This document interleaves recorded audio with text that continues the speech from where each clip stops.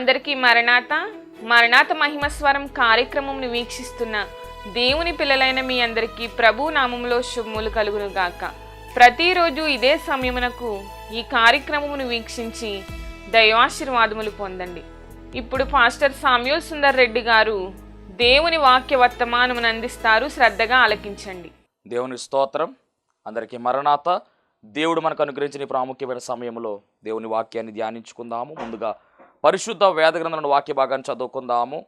మత్తయి సువార్త 27వ అధ్యాయము 3వ వచనము, 4వ వచనం, 5వ వచనం చదువుకుందాము. మత్తయి సువార్త 27వ అధ్యాయము 3 నుంచి 5 వచనాలు చదువుకుందాము.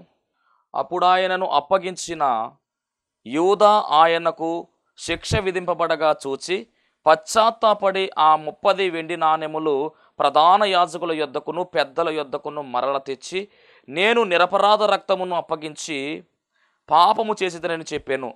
వారు దానితో నాకేమి, నీవే చూచుకునుమని చెప్పగా, అతడు ఆ వెండి నాణెములు దేవాలయములో పారవేసి పోయి ఉరిపెట్టుకొనేను. దేవుడు ఈ పరిశుద్ధ వాక్యం ద్వారా మనతో మాట్లాడునుగాక. ఆమేన్.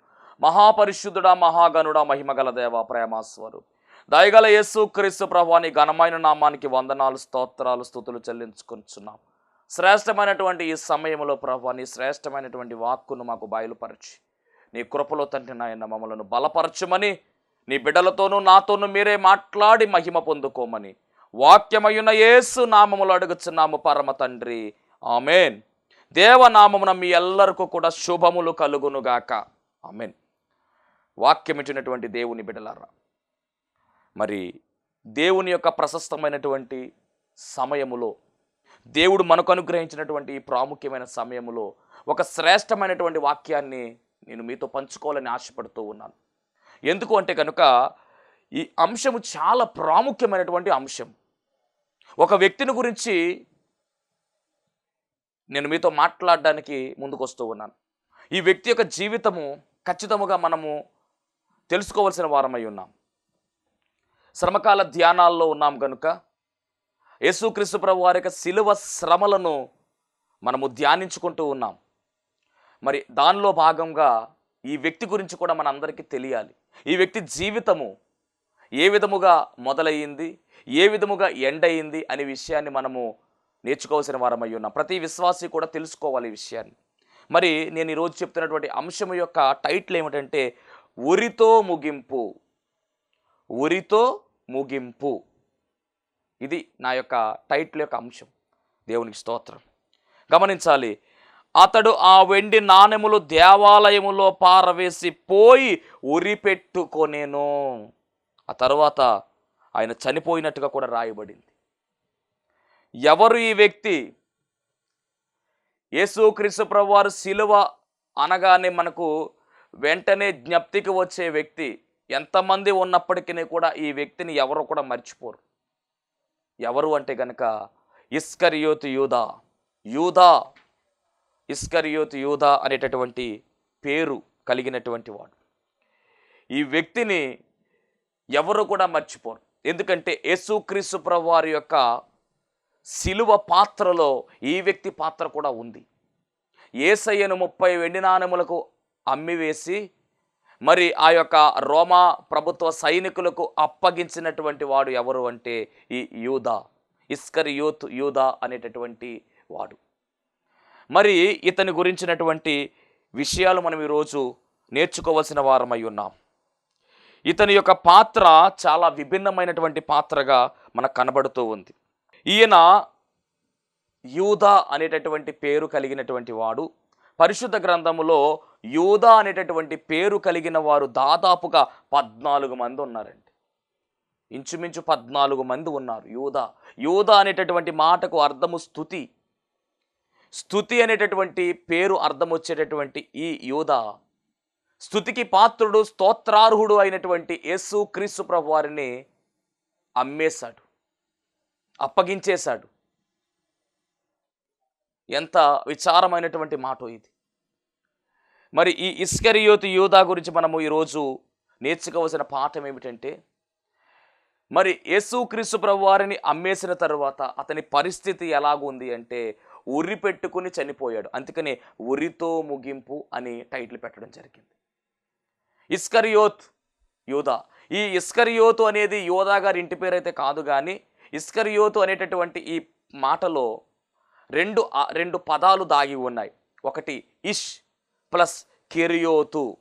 విడగొట్టేమంటే కనుక ఇష్ ప్లస్ కెరియోతు. ఇష్ అంటే పురుషుడు, కెరియోతు అంటే పట్టణం. కెరియోతు అనేటటువంటి పట్టణం గమనించాలి. అంటే ఈ ఇస్కరియోతు యూదా అనేటటువంటి ఈ వ్యక్తి పట్టణానికి చెందినటువంటి వాడు, యెరూషలేం పట్టణానికి చెందినటువంటి వాడు. యేసయ్యకు శిష్యులు ఉన్నారు 12 మంది. ఆ 12 మందిలో ఈ ఇస్కరియోతు యూదా కూడా ఒకడు. యేసయ్య 12 మంది శిష్యులు గమనిస్తే కనుక మరి వారందరూ కూడా గలిలయ ప్రాంతానికి చెందిన వారే. కానీ ఈ ఇస్కరియోతు యూదా అయితే మట్టికి పట్టణానికి చెందినటువంటి వాడుగా పిలువబడుతున్నాడు. కెరియోతు అనేటటువంటి పట్టణం చెందినటువంటి వాడు. ఇతని తండ్రి పేరు మనం గమనిస్తే కనుక సీమోను అనేటటువంటి పేరు ఇతనికి తండ్రికి కలదు. అలాగే పరిశుద్ధ గ్రంథములో మరి యోధాల గురించి మనం మాట్లాడుకుంటున్నాం కనుక 14 మంది యోధాలు ఉన్నారు. దాంట్లో ఈ యోధా పేరు అయితే మట్టికి ఎవరో కూడా మర్చిపోయినటువంటి పేరు. ఇతని యొక్క చరిత్ర ఎలా ఉంది అంటే కనుక ఇతని ఎంట్రన్స్ మనం చూస్తే కనుక యేసుక్రీస్తు ప్రభువు వారి యొక్క శిష్యులలో ఒకటిగా ఈయన ఉన్నాడు. కానీ లాస్ట్కి ఈయన పరిస్థితి ఎలాగుంది అంటే మత్తయి సువార్త మనం చూస్తే కనుక 10వ అధ్యాయంలో మరి మత్తయి గారు రాస్తున్నటువంటి ఆ లిస్టు, అనగా శిష్యుల లిస్టు రాస్తూ అతను చెప్తున్నటువంటి మాట 10వ అధ్యాయం 4వ వచనం మనం చూస్తే కనుక ఆ 12 మంది అపోస్తుల పేర్లు ఏవనగా, మొదట పేతురు అనబడిన సీమోను, అతని సహోదరుడగు అంద్రెయ, జెబెదయి కుమారుడగు యాకోబు, అతని సహోదరుడగు యోహాను, ఫిలిప్పు, బర్తలోమాయి, తోమ, సొంకరైన మత్తయి, ఇలాగా అపోస్తుల పేర్లు చెప్పుకొచ్చిన తర్వాత లాస్ట్లో కనానీయుడైన సీమోను, ఆయనను అప్పగించిన ఇస్కరియోతు యూదా అని రాశాడు. ఆయనను అప్పగించిన ఇస్కరియోతు యూదా అని చెప్తున్నాడు. దేవునికి స్తోత్రం. అంటే అప్పగించినటువంటి ఇస్కరియోతు యూదాగా మరి పేరు అక్కడ రాశారండి. మిగిలిన పేర్లన్నీ చక్కగా ఉన్నాయి, కానీ ఈ యూదా పేరు అయితే మట్టికి యేసయ్యను అప్పగించినటువంటి టైటిల్ పెట్టారు అతనికి. అలాగే మార్కు గారు కూడా అంటున్న మాట ఏంటో తెలుసా, అప్పగించినటువంటి యేసయ్యను అప్పగించినటువంటి ఇస్కరియోతు అని రాశారు. కానీ గమనించాలి, లూకా గారు అయితే మట్టికి ఆయన రాసిన విధానం ఏమిటంటే, లూకా సువార్త 6:16లో మనం చూస్తే మనకు అర్థమవుతుంది, ద్రోహియగు ఇస్కరియోతు యూదా అని రాశాడండి ఆయన. ద్రోహి అనేటటువంటి ఒక టైటిల్ ఆయన పెట్టాడు. అలాగే యోహాన్ గారిని మనం గమనిస్తే ఆయన రాసినటువంటి మాట ఏంటో తెలుసా, యోహాను సువార్త 12వ అధ్యాయం 6వ వచనం, వాడు ఇలాగూ చెప్పినది బేదల మీద శ్రద్ధ కలిగి కాదు, కానీ దొంగ అయ్యుండి తన దగ్గర డబ్బు సంచి ఉండినందున అందులో వేయబడినది దొంగిలించుచూ వచ్చాను గనక అలాగూ చేశాను. అంటే ఇస్కరియోతు యూదాను యోహాను గారు ఎలా చెప్తున్నారంటే దొంగ అంటూ ఉన్నారు. యేసయ్యను అప్పగించినటువంటి చరిత్ర, అలాగే ద్రోహిగా లూకా గారి ద్వారా పిలువబడుతున్నాడు, దొంగగా యోహాను గారి ద్వారా పిలువబడుతున్నాడు. అంత మాత్రమే కాదండి, యేసుక్రీస్తు ప్రభువు అన్న మాట తెలుసా, యోహాను సువార్త 13:10లో చూస్తే అపవిత్రుడు అని ఆయన పిలిచాడు ఇస్కరియోతు యూదాను. యేసు ప్రభు చెప్తున్న మాట ఇది. అలాగే ఇలాంటి వాడు పుట్టకుండిన ఎడల మేలు అని కూడా యేసు ప్రభు అతని గురించి చెప్పారు. ఎక్కువ పాపము మూట కట్టుకున్నవాడు అని చెప్పి యోహాను సువార్త 19:11లో కూడా చెప్తూ ఉన్నారు. అంటే దొంగగా, ద్రోహిగా, అపవిత్రుడుగా ఇలాంటి వాడు పుట్టకుండా ఉంటే మేలు అని అనిపించుకున్నటువంటి చరిత్ర ఎవదంటే ఈ ఇస్కరియోతు యూదాదు. ఎందుకు ఇంత చరిత్ర వచ్చింది అంటే యేసుక్రీస్తు ప్రభువారిని అప్పగించటం వల్ల. ఎంత అవమానం ఇది, ఎంత బాధాకరమైన విషయమే. ద్రోహిగా, దొంగగా, ప్రభువును అప్పగించినటువంటి వాడుగా, అపవిత్రుడుగా, నాశన పుత్రుడుగా పిలువబడ్డాడు. అంత మాత్రమే కాదండి, ఇలాంటి వాడు పుట్టకుండిన మేలు అనేటటువంటి మాట కూడా ఇతడు దక్కించుకున్నాడు. ఇదా చరిత్ర. ఆయన చరిత్రలోకి వెళితే యేసుక్రీస్తు ప్రభువు వారి శిష్యులలో ఒకడండి ఇస్కరియోతు యూదా ఒకప్పుడు. కానీ చివరికి భ్రష్టుడిగా మారిపోయాడు. 12 మంది శిష్యులు ఎలా పిలువబడ్డారో అలాగే పిలువబడ్డాడు. పిలుపును అందుకున్నటువంటి వాడుగా కనబడతాడు. మార్కు సువార్త 3వ అధ్యాయము 13 నుంచి 19 వరకు మనం చూస్తే కనుక యేసుక్రీస్తు ప్రభువు వారు పిలవగా వచ్చినటువంటి వాడే ఇస్కరియోతు యూదా. అంత మాత్రమే కాదు, బాప్తిస్మాన్ని కూడా పొందుకున్నాడు, అనగా రక్షింపబడ్డాడు, సువార్తికునిగా అభిషేకించబడ్డాడు. దాదాపుగా ఇస్కరియోతు యూదాలో ఉన్నటువంటి ధన్యతలు 12 రకాల ధన్యతలు ఉన్నాయండి ఇస్కరియోతు యూదాలో. కానీ వేటిని నిలుపుకోకుండా ఆరిపోయినటువంటి దీపముగా మారిపోయాడండి. చివరిగా పతనమైపోయాడు. ప్రారంభము చాలా బాగుంది, కానీ ముగింపు భయంకరమైనటువంటి ముగింపు ఇస్కరియోతు యూదాది. ఒక గొప్ప సాక్షిగా ముగింపు ఇవ్వాల్సినటువంటి వాడు, సాక్షిగా మారిపోవలసినటువంటి వాడు ఆత్మహత్య చేసుకుని బలవంతంగా చచ్చిపోయాడండి. భయంకరమైనటువంటి చావు చనిపోయాడు. ఉరి వేసుకోవడం మాత్రమే కాదు, ఆ ఉరి వేసుకున్నటువంటి సమయంలోనే అపోస్తలుల కార్యం మనం గమనిస్తే మనకు అర్థమవుతుంది. ఆ ఉరి తెగిపోవడం, పడిపోవడం, బండ మీద పడిపోవడం, పేగులు బద్దలైపోయినట్టుగా రాయబడి కడుపు బద్దలేసిపోయి పేగులు బయటకు వచ్చేసినాయంట. అంటే భయంకరమైనటువంటి చావు అతడు రుచి చూచాడు. ఆత్మహత్య చేసేసుకున్నాడు. సాక్షిగా మారిపోవలసినటువంటి వ్యక్తి ఆత్మహత్య చేసుకున్నాడంటే చూడండి ఎంత ఘోరమైనటువంటి దుస్థితులకు వెళ్ళిపోయాడు. అంటే ప్రారంభం చాలా బాగుంది, కానీ ముగింపు అయితే మట్టికి చాలా విషాదంగా ఉంది. ఒకవేళ మనలో ఎవరైనా ఇలా ఇస్కరియోతు యూదా లాంటి వారు ఉన్నారేమో, జాగ్రత్త, చాలా జాగ్రత్త. రక్షింపబడ్డామంటే సంతోషమే, కానీ రక్షింపడినటువంటి మనము పరలోక రాజ్యం వెళ్ళేంత వరకు కూడా ఈ రక్షణను కాపాడుకోవలసిన వారమై ఉన్నాము. రక్షణ తేలికగా వచ్చింది కాదు. నిర్లక్ష్య ధోరణి పని చేయదు. గమనించాలి, రక్షణ మనకు దానముగా దేవుడిచ్చాడు. దాని కొరకు యేసుక్రీస్తు ప్రభువు వారు పడినటువంటి ప్రయాస, అద్భుతమైనటువంటి ప్రయాస, మనందరి నిమిత్తము ఎంతగానో బాధింపబడ్డాడు, ఎంతగానో శోధింపబడ్డాడు. 39 కొరడా దెబ్బలు ఒంటి మీద నాట్యమాడుతూ ఉంటే రక్తము ఏరులై పారింది. భయంకరమైనటువంటి శోధన గుండా ఆయన వెళ్ళాడు. అలా రక్తము చిందించి తన ప్రాణాన్ని పెట్టి మనకు దానముగా ఇచ్చినటువంటి ఉచితమైనటువంటి రక్షణను మనం నిర్లక్ష్యము చేస్తే ఎలాగూ తప్పించుకుందుము అని అపోస్తలుడైన పౌలు గారు చెబుతూ ఉన్నారు. జాగ్రత్త. రక్షింపబడినటువంటి మనము అనుక్షణము కూడా దేవుని భక్తిలో భయము కలిగి, ఆయన ప్రేమ కలిగి మనము ముందుకు సాగవలసిన వారమై ఉన్నాం. పరిశుద్ధ గ్రంథములో ఏవైతే రాయబడ్డాయో మాటలు, పరిశుద్ధ గ్రంథములో దేవుడు మనల్ని ఏ పనులైతే చేయమన్నాడో ఆ పనులు మనము ఖచ్చితంగా చేయవలసిన వారమై ఉన్నాం. దేవుని మాటే మనకు శాసనముగా ఉంది, దేవుని ఆజ్ఞ మనకు మార్గముగా ఉంది. ఆయన చేయమనేటువంటి పనులన్నిటినీ మనము సక్రమముగా చేస్తేనే పరలోక రాజ్యంలోనికి మనం వెళ్ళగలుగుతాం, లేకపోతే వెళ్ళలేము. ఈ మాటను గమనించాలి. దేవునికి మహిమ కలుగును గాక. ఇస్కరియోతు యూదా జీవితము, పిలవబడ్డాడు, శిష్యుడిగా మార్చబడ్డాడు, బాప్తిస్మ కార్యక్రమం జరిగింది, శిష్యుడిగా మార్చబడ్డాడు. అంత మాత్రమే కాదు, అపోస్తలుడిగా కూడా పేరు పెట్టడం జరిగింది. లూకాసు వార్త 6:13 చూసినట్లయితే ఆత్మతో నింపబడినటువంటి వాడుగా కనబడుతూ ఉన్నాడు. అలాగే యేసుక్రీస్తు ప్రభువు వారు వెళుతున్నటువంటి ఆ మార్గములో ఆయన కూడా వెళ్ళాడు. ఆయనతో ఉన్నవాడుగా, ఆయనతో తిరిగిన వాడుగా కనబడుతున్నాడు. అద్భుతాలు చూసిన వాడుగా, అద్భుతాలు చేసిన వాడుగా కూడా రాయబడింది. అంత మాత్రమే కాదండి, పరలోకంలో సింహాసనం ఉంటుందనే విషయాన్ని కూడా తెలిసినటువంటి వాడుగా ఉన్నాడు. కానీ ఆఖరిలో తప్పిపోయాడు. ఎంత దౌర్భాగ్యం ఇది! ఇలాంటి స్థితి నిజంగా ఆఖరిలో చేజారిపోయింది అవకాశం. యేసు పిలుపును అందుకుని, యేసు ప్రేమ పొందుకుని, యేసు సహవాసములో చేరుకుని, యేసు వాక్యమును చేతపట్టుకుని, అభిషేకమును అందపుచ్చుకుని, యేసుతో నడిచి అద్భుతములు చూసి, అద్భుతములు చేసి, అద్భుతముగా వెలిగించబడి ఆరిపోయినటువంటి దివిటీయే ఇస్కరియోతు యూదా.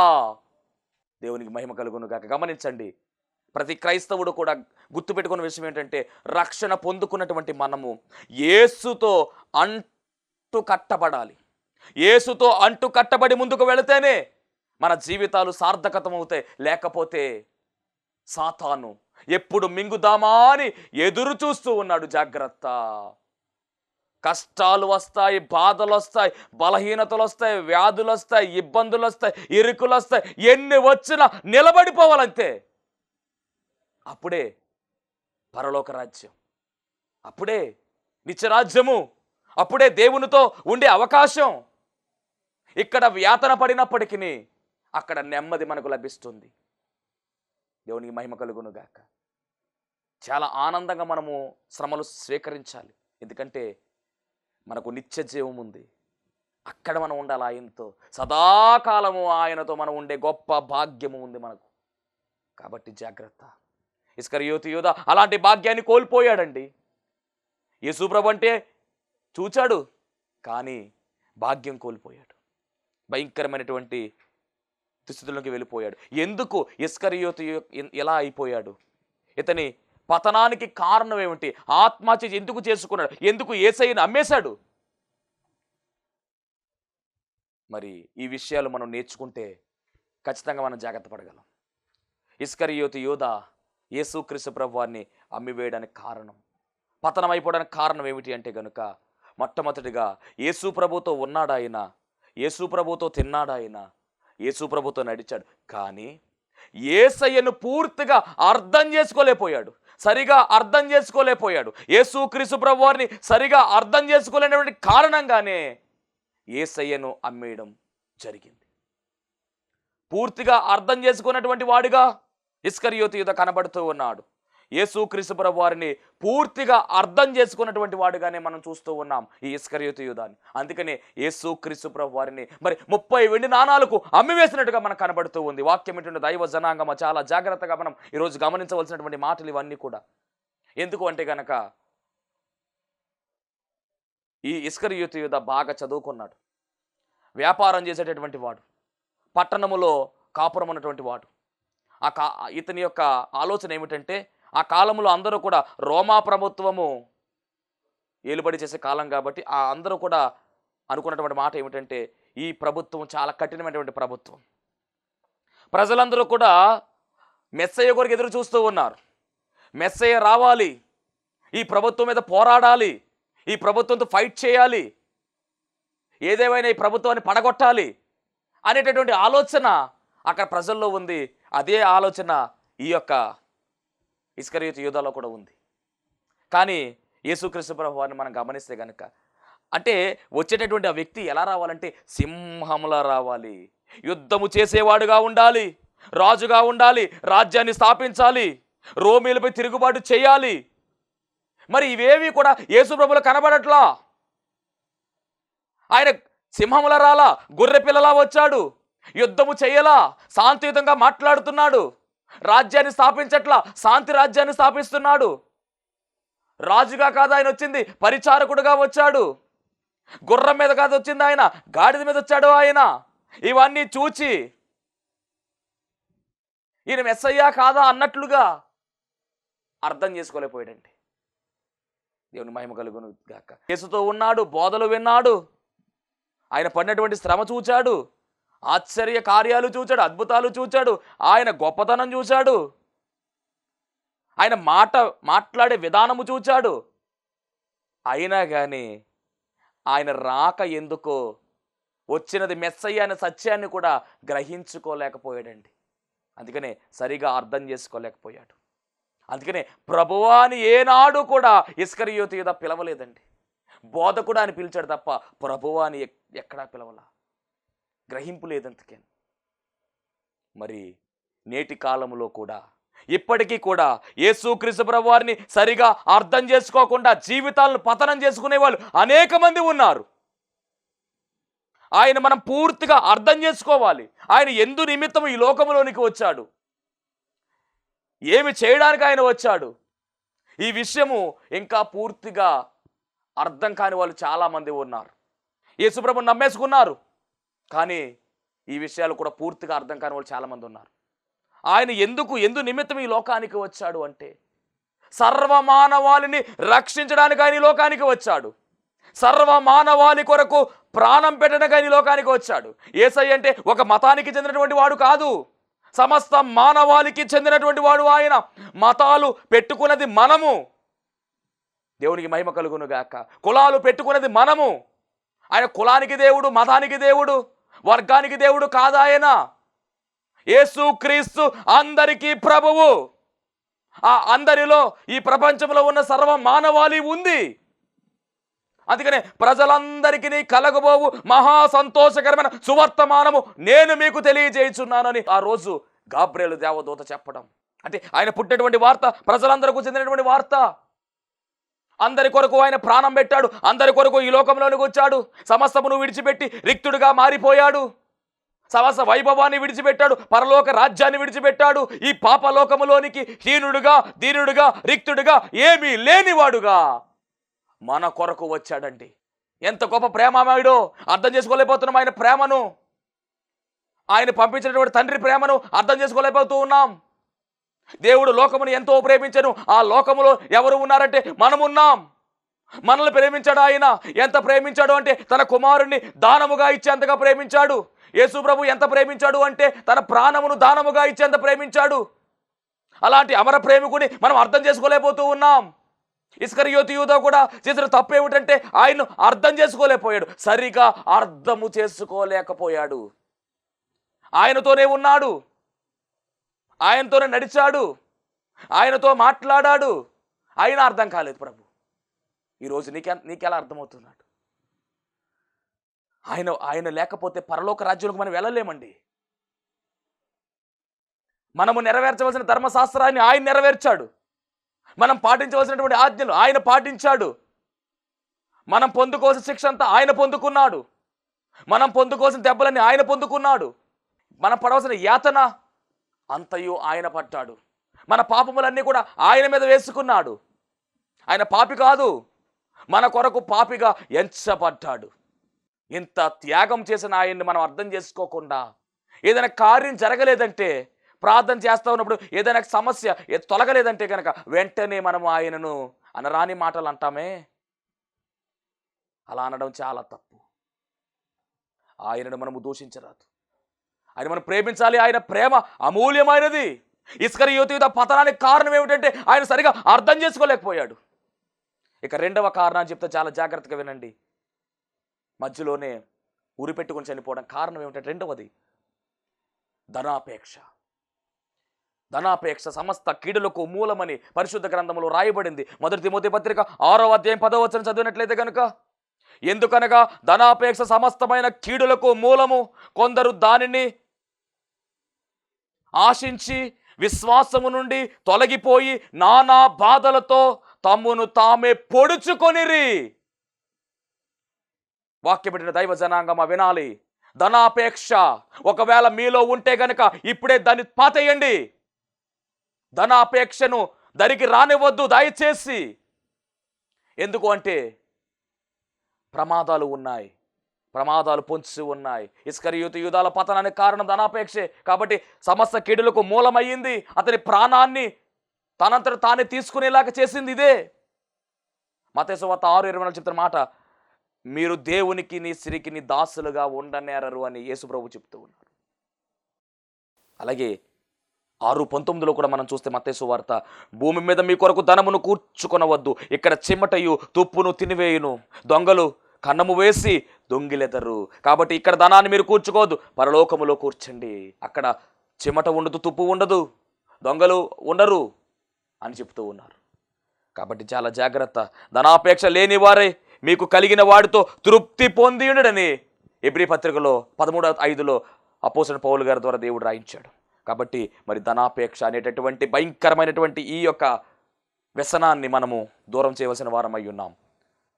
ఇక ఎప్పుడు కూడా మందిరాన్ని కూడా విడిచిపెట్టేసి, చాలామంది గమనించాలి, ఆదివారం ఆరాధన, ఆదివారం మనం దొంగిలించరాదు, ఆదివారం దేవునికి మనం ఇచ్చేయాలి, ఆదివారం పని ఉందని చెప్పేసి నానా సాకులు చెప్పేసి నువ్వు ఆదివారం మానేసి నీ జీవనోపాధిని చూసుకుంటే కనుక దేవుడు ఊరు కూడా జాగ్రత్త. అది కూడా ధనాపేక్ష అవుతుంది. ధనం ఎక్కువ, దేవుడు ఎక్కువ అంటే దేవుడే ఎక్కువ. నువ్వు ఆ రోజు పనికి వెళ్ళతో బాగానే ఉంది, కానీ నీకు వచ్చినటువంటి సంపాదన కన్నా నీకు అయ్యే ఖర్చు ఎక్కువ అవుతుంది. జాగ్రత్త. కాబట్టి దేవుని సమయాన్ని దేవునికి ఇవ్వాలి మనము.